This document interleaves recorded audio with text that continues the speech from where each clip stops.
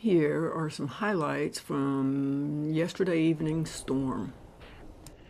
At first, I put my new GoPro 12 in the back to maybe do some time lapse of the storm coming, but I always get better footage after the storm on the way out on my front porch looking southeast.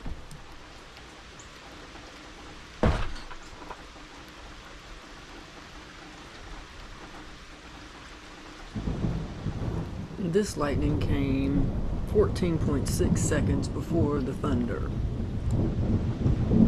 which means it was about 3 miles away. This next lightning I slowed down times 0.125 in Movie Maker.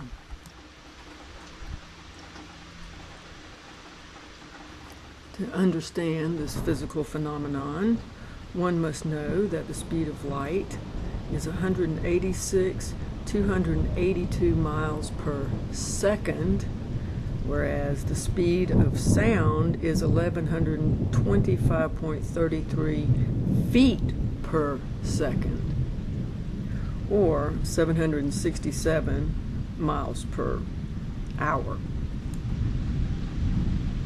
After patiently uploading these videos to my laptop, I picked the one I thought would be the best and patiently uploaded it to Movie Maker.